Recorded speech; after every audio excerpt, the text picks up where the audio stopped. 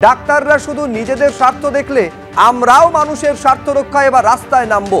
ডাক্তাররা সরকারি ভাতা বেতন নিচ্ছেন, মানুষকে পরিষেবা দেওয়া তাদের দায়িত্ব। সেই জায়গায় যদি আমরা হাত দিই তখন কি হবে? ঠিক কি ভাষায় কি ভঙ্গিতে এই আন্দোলনরত জুনিয়র ডাক্তারদের হুমকি দিচ্ছেন শাসক দলের বিধায়ক, দেখুন।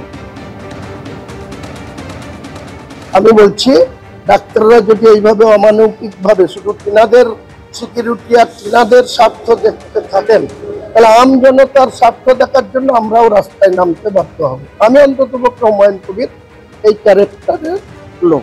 ডাক্তারের যেমন বাঁচার অধিকার আছে, ডাক্তারের যেমন সরকারের কর্মচারী হিসেবে সমস্ত বেতন তুলছেন, সুবিধা ভোগ করছেন, তারপরে তাদের যে দায়িত্ব যে সাধারণ মানুষকে আউটডোরে পরিষেবা দেওয়া, আমরা যখন সেই জায়গায় হাত দেবো তখন ডাক্তাররা কোথায় যায়?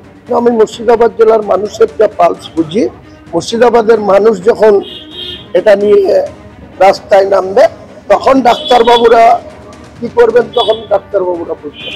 একজন মারা গিয়েছে, একজনকে খুন করে দেওয়া হয়েছে, একজনকে রেপ হয়েছে, তার সর্বোচ্চ সাজা হোক আমিও চাইছি, কিন্তু সেইটার নামে সারা বছরের নিজেদের কোথায় কি আছে সেটা নিয়ে লাগাতার পরিষেবা বন্ধ করবে।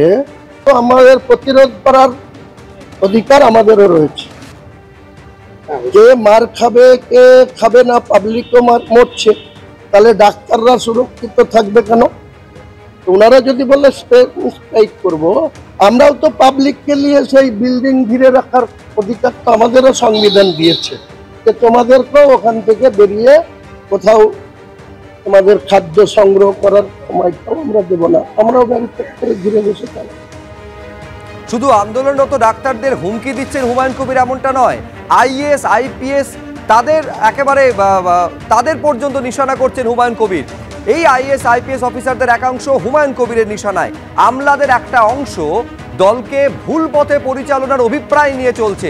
পুলিশ কমিশনার, ডিজিপি, এসপি কিংবা ওসি হোক, দায়িত্ব সচেতন হওয়া উচিত। সুবিধেভোগী আমলারা অনেক সুবিধে ভোগ করেছেন। 2006 থেকে 2011-র মধ্যে যে ধরনের ঘটনা ঘটেছিল, মনে হচ্ছে সেদিকেই এই সরকারকে নিয়ে যেতে চাইছেন।